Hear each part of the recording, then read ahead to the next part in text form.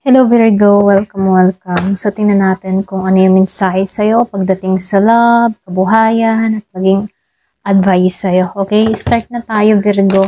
Ano yung mensahe sa'yo? Give me the message for Virgo. Ano yung mensahe sa'yo?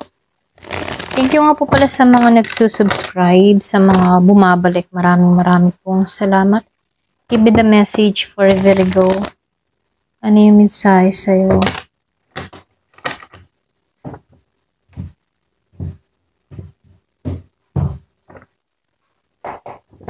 So, meron ka ditong 5 of Cups, Page of Cups reverse.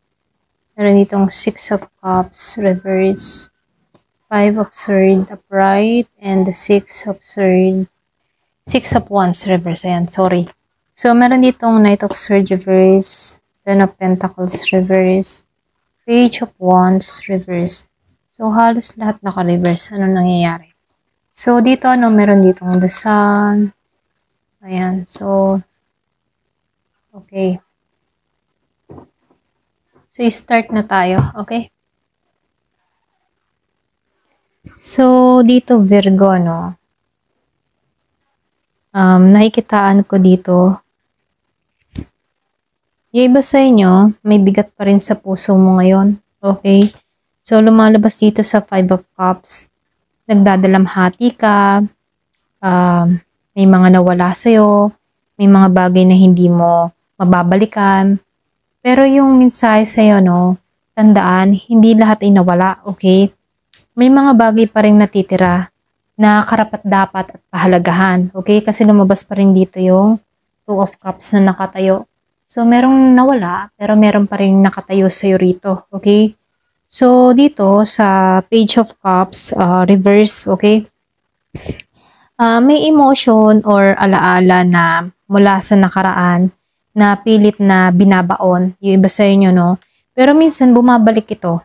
Maaring may connection pa rin hindi mo tuluyang maalis or makalimutan, Isang taong di mo pa ganap na napapalaya sa sarili mo, okay? So, yung iba sa inyo meron kang kadiling na Pisces. Itong tao na to, bumabagabag sa'yo or pwede rin itong tao na to, bumabagabag ka sa kanya, okay?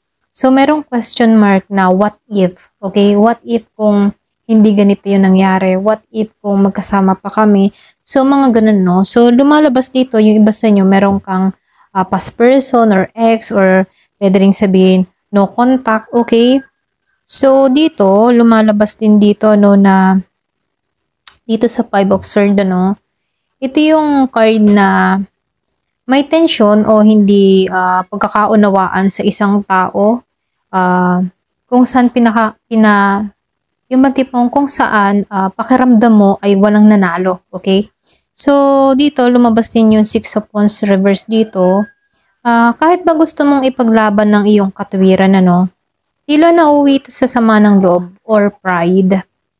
Minsan, kailangan mong piliin yung kapayapaan kaysa patunayan kung sino ka or kung sino yung tama, ganon, okay? So, dito, lumabas tong Knight of Sword, then naka-reverse siya, then 10 of Pentacles reverse din, okay?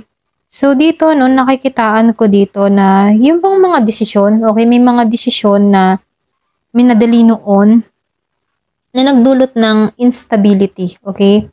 So, maaring sa pamilya, career, relasyon, para bang may pakaramdam ng kawalan ng direksyon o yung bang hindi panatag, okay? Sa hinaharap, okay? So, nakikitaan ko dito, pwedeng yung iba sa inyo, meron ditong unstable pagdating sa kanyang nararamdaman, okay?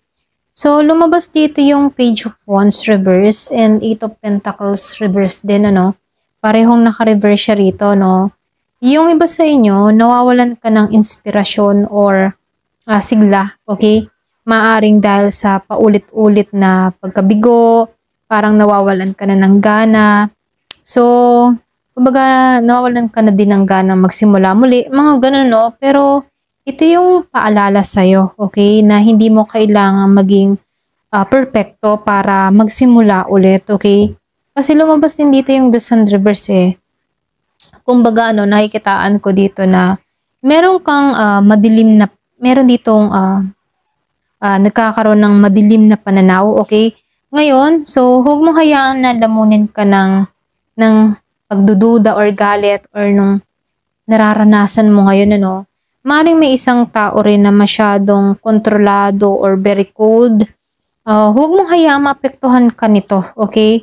So, huwag mo ding hayaan na maapektuhan yung liwanag mo mula sa tao na to, okay? Kasi lumabas yung The Sun Reverse pwedeng yung iba sa inyo apektado ka sa mga kinikilos or sa mga ginagawa ng tao na to na kung saan ikaw mismo hindi mo makita yung worth mo, okay?